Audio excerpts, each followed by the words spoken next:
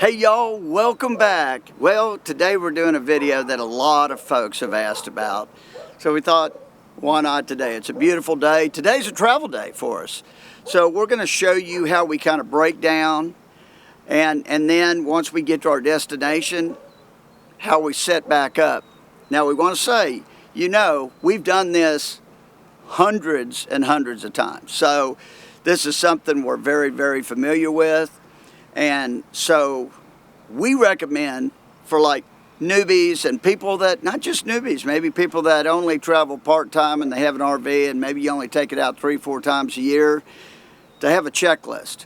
Because, when you don't do it very often, you just don't want to forget one of those gotchas. And we don't have a checklist anymore because, we do it all the time. So a checklist to us now kind of would just get in our way, I think. But we want to bring you along. We want to show you what we do. And,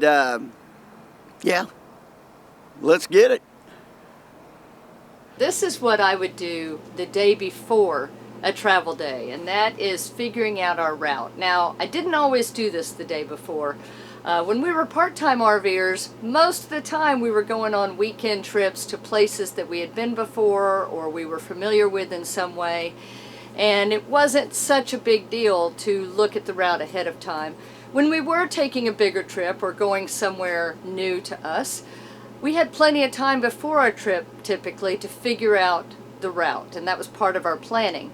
As full-timers, when we're always moving and we're almost always in places we've never been, completely unfamiliar surroundings, it's a little more important for me to look ahead to see what our route's going to be before we travel. So now the night before, and I've been doing this for 2 or 3 years now, the night before I come into the RV GPS, I enter where we're going, I look at the route that it offers me.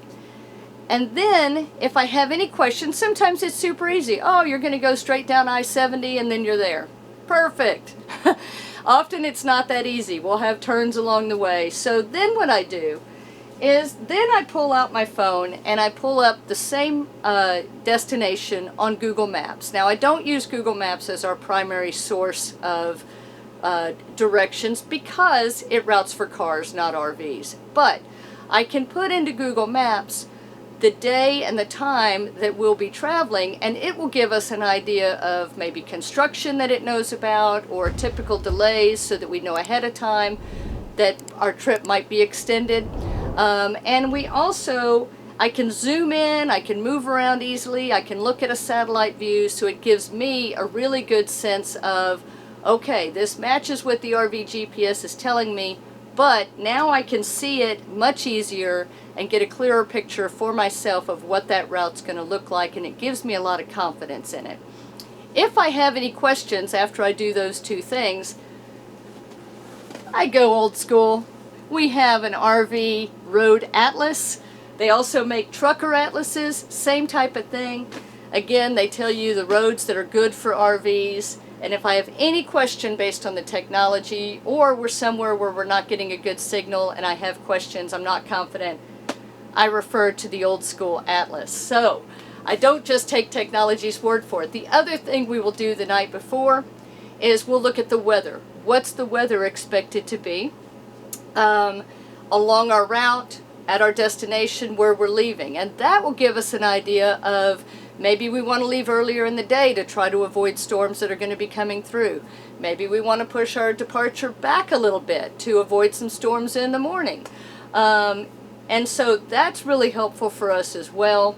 And so those are some of the things that we do the day before. We also like to check our tire pressures the day before, just in case there's any issue.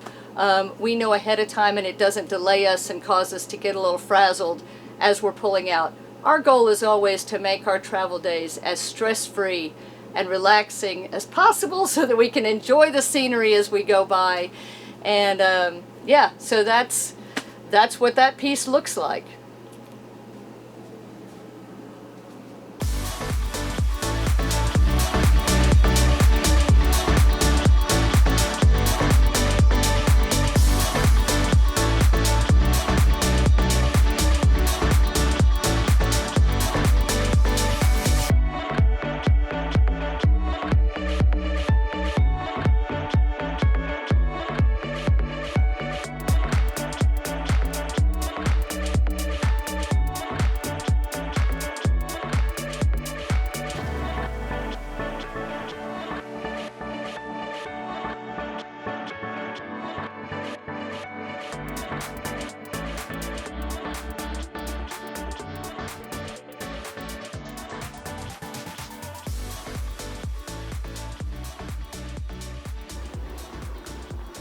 Okay, so you saw we took the magnet shades down. Now, before when we first got our magnet shades, it came with only one pole. So just to let you know, kind of a tip, we bought a second pole so we can both take it down. It's just easier, but you know what? I used to do it by myself all the time until we got a second pole about a year and a half ago. So then we take it down together.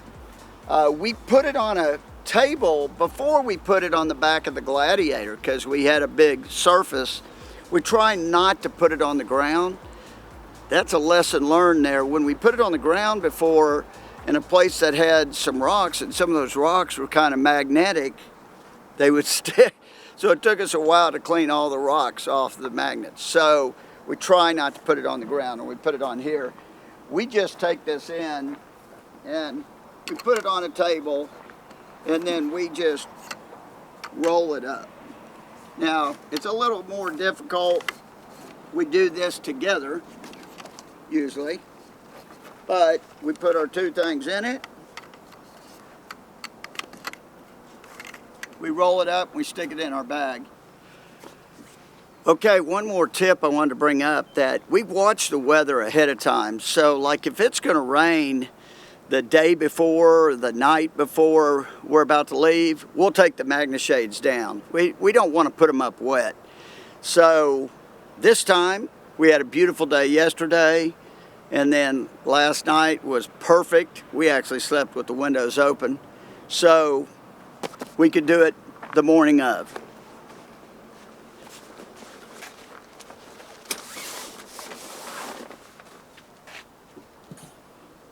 Secure it in the back of the Jeep.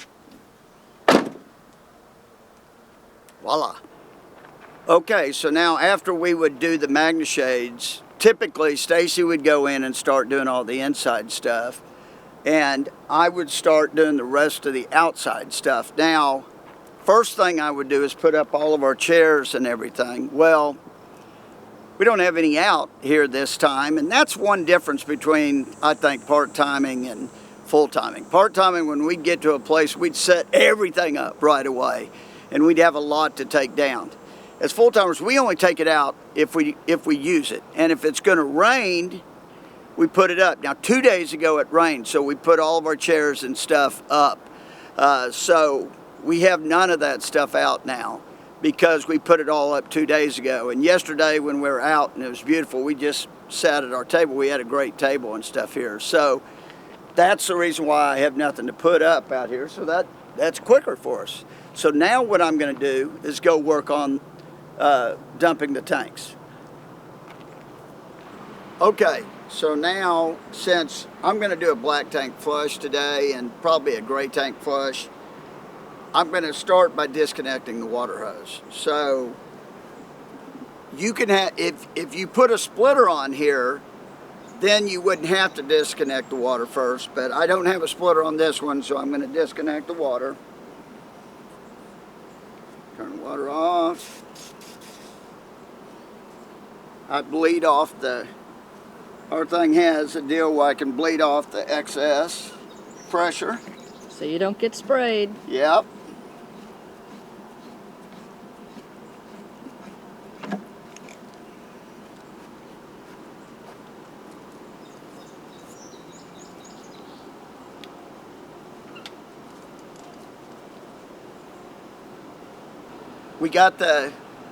We have an extra piece on our water hose. We stopped the camera so I could take it off, and we put it in another bay where we have hoses and stuff. So now I'm going to black tank flush. Now,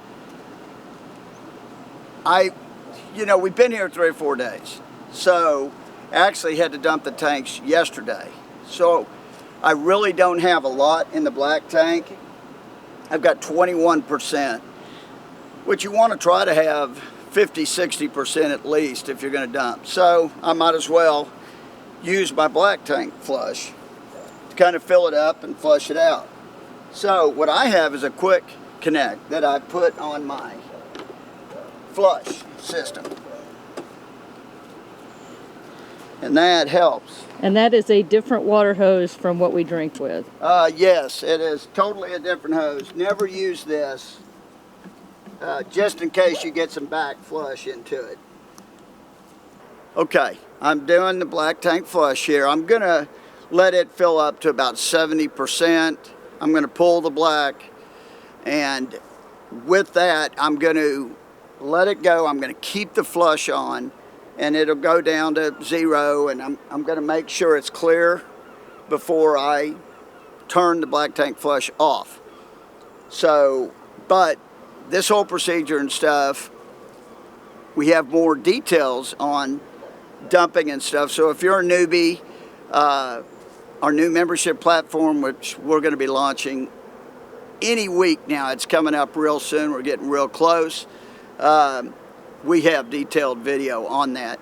So if you want to see that, you might want to go over, if you're not subscribed to our newsletter, go over to rvamericayall.com, and you can sign up for our newsletter so you'll get a notice right away when we launch the new platform. So we have a full video on dumping, so I don't, we don't have to necessarily go through this, but obviously most people know you dump your black first, then you dump your gray. The reason for that is to help clean out your hose. You don't want to take your hose off right after dumping black. So that's the main thing. Okay, now right before we leave, here are the final tips that we have for you, the final steps that we take. First of all, I've already packed up all of the big stuff, all the stuff that, like paintings that hang and so forth. A lot of it rides on our bed in our particular case because we feel like it's kind of the safest place for it. The key is you want to get anything off your counters, off your walls that might fall, might open, might cause a problem as you're driving. Next thing we do is I come back and make sure we have a lock on our closet door, and that makes sure that our closet doesn't open while we're driving. We do have a washer and dryer, so I make sure that they're shut and latched before we drive. I also check around all of the slides. In our case, we have a bedroom slide that the bed is on, so I check all around the base of the bed, check all around the base of any slides to make sure there's no pins, pencils, cat toys, whatever that might have fallen on the ground and we don't know about it. Maybe Astro's been playing with something. Keep things from going into the slides. We also go through, and Tom's already done this morning, but we sweep the entire RV before we leave. We used to vacuum. We do have a central vacuum, but we also have a place that we can sweep the dust into, and so now we use that because it's just faster. But we do that before we leave and also when we arrive to try to minimize the amount of fur from the babies and dust and stuff that's ending up in the slide mechanisms. I also go through and I check all of the drawers to make sure that everything's locked good and tight. I make sure our pocket doors are latched in and they're not going to slide.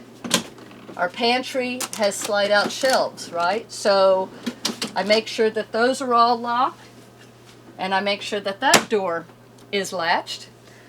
I also go in and I make sure that everything inside our refrigerator is good to ride. I make sure the eggs, any glass, anything that might fall over is towards the back and pinned in somehow. And I make sure that our latch is closed so that the refrigerator won't come flying out open while we're driving. Moving forward, we have a way to pack up the restroom. That's actually where the litter box rides for Astro while we're traveling. And in here I make sure the shower door is latched in place. Again, I make sure that everything is closed up and not going to fly open, and the pocket door is good. And obviously we want to make sure any windows are closed as well. That's always important. Then, moving into the kitchen, I always start at the back and work my way up to make sure I don't forget anything. So again, I make sure that all of the cabinets, that one wasn't latched, so you might have heard it snap, that they're not just closed, but they're latched shut. Our Vitamix is the only thing that rides on the counter for us, and it sits on a rubber padding with more rubber in front, so it's not going to move anywhere while we're driving. Everything else that sits on the counter normally rides in our sink.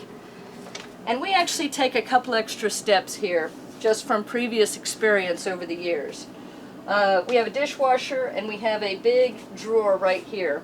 And what I do to make sure that these two, you can lock the dishwasher, so I always do that, so now it's locked. But also to kind of keep this drawer, since it's so heavy, from being opened accidentally on a big turn or something, I run a bungee cord up and over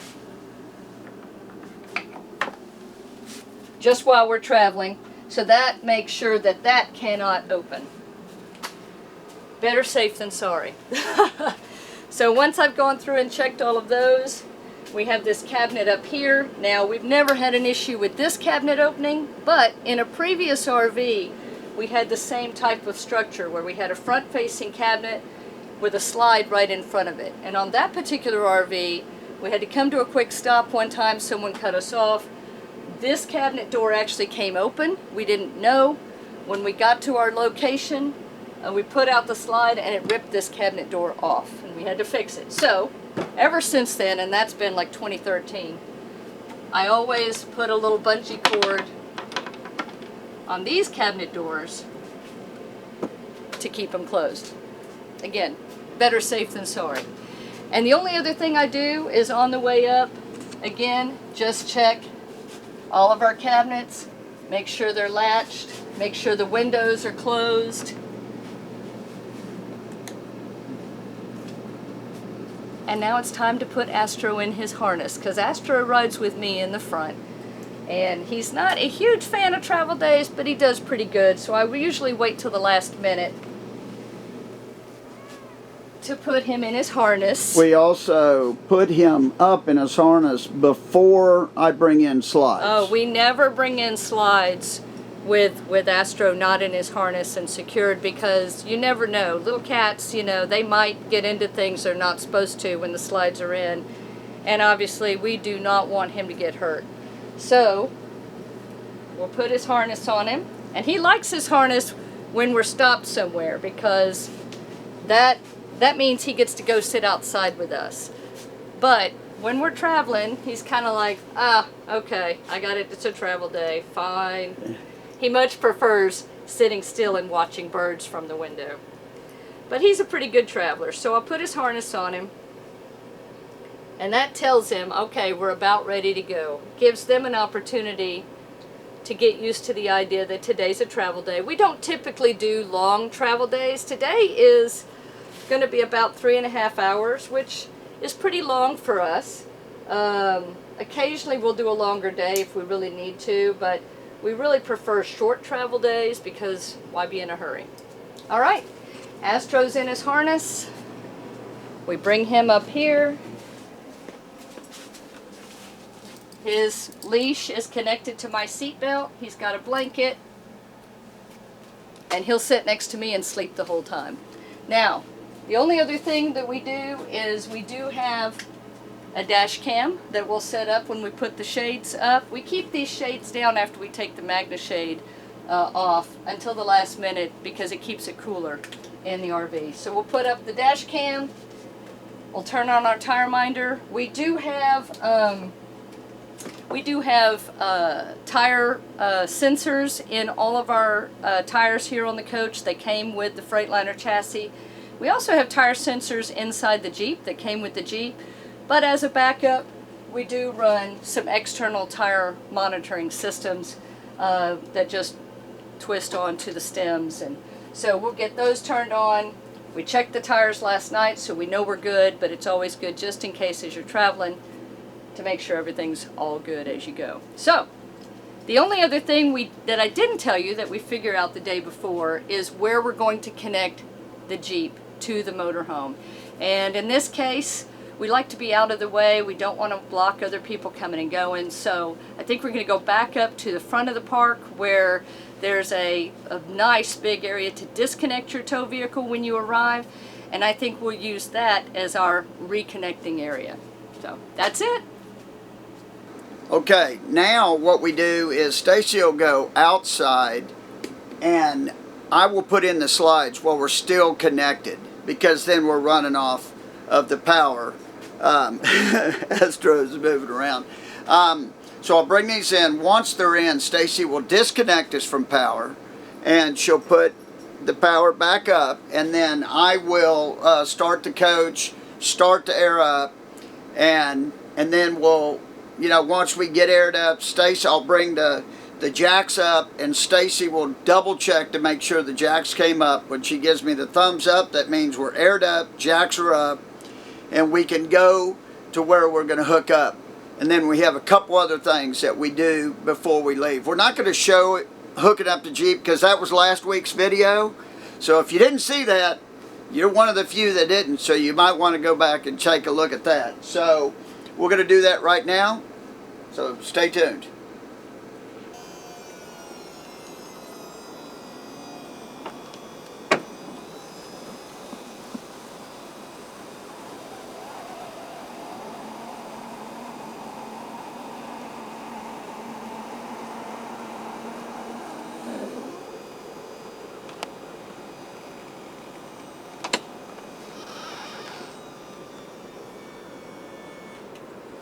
And then when that slide comes in, I know it's time for me to disconnect the power.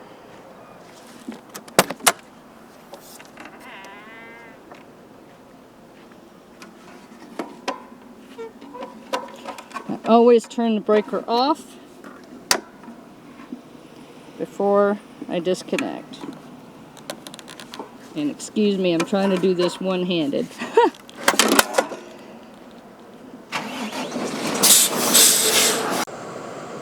Alright, the last thing I do is check around everything. I check the power box, the water connection, sewer connection, check around the campsite, make sure we didn't leave anything behind. I've already checked to make sure all the jacks came up and the slides are in and the windows are all closed. That's an important piece. Tom's giving me a thumbs up.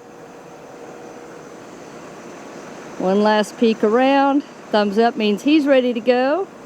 That's awesome. I've got the trash on the front of the Jeep, and we will take that and drop it off in the dumpster on our way out. Just say goodbye to one of the nice ladies here that works in the park. We will definitely be back. We're on our way to connect up for our trip. Okay, so we got all hooked up. Again, we showed that last week. Stacie checked all the bays, made sure they're locked. So now she's back in and we're back at ride height. So she's going to put the camera up right now and we're going to get ready to go. Hello, Wisconsin!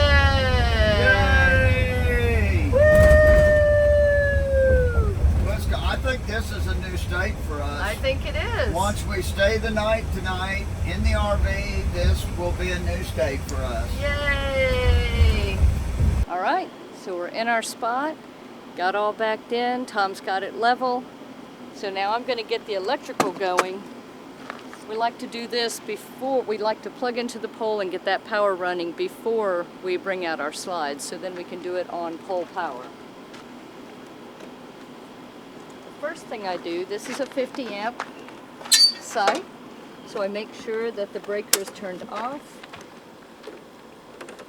We have a tester that I plug in, and it's showing everything's wired correctly, so that's good. Then I turn the breaker back off, unplug that, plug in our surge protector, turn the breaker back on, and it'll start doing a deep check of the system before it actually turns the power on to our coach. So that gives me time. Get our cord out because no power is coming to this portion yet. Takes it a few minutes to run through its diagnostics. So that is going to be set. We don't have cable here, or I would connect that at this point. So now I'm going to go in. I normally would just stay in the coach. Yeah, Tom would normally be in the coach at this point, and I would just let him know when the when the transfer switch started taking power from the pole. But he came out to film. So now he's going to go back in so that I can film the slides coming out, and then we'll do the water.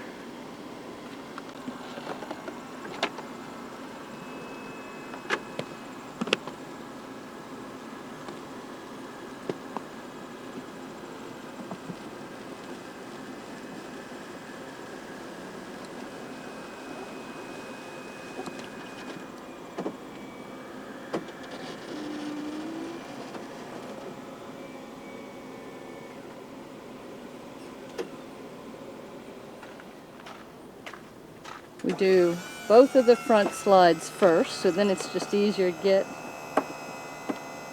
to the back. And both their controls are near each other, so might as well just do them both before he worries about the back slide.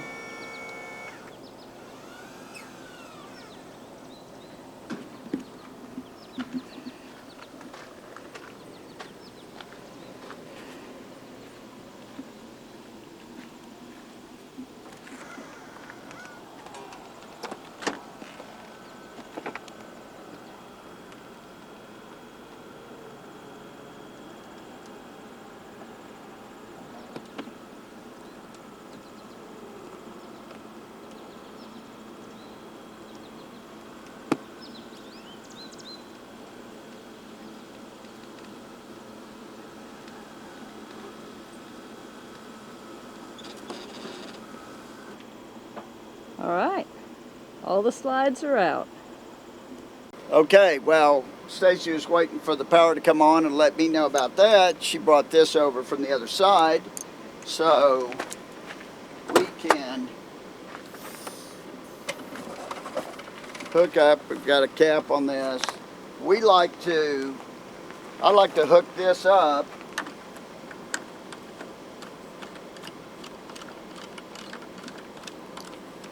and run a little water through it.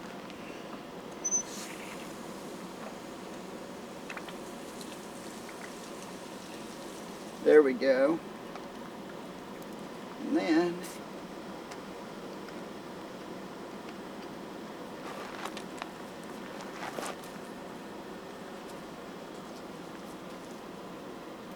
got it connected. Nice having everything so close. Yes, it is. Now there we go. Now we know the sewer's right there, but generally I don't hook up the sewer. I don't need the sewer right now. So I generally will not hook it up until I need it. Unless it's going to rain or something. It's blue skies. I'm not worried about it.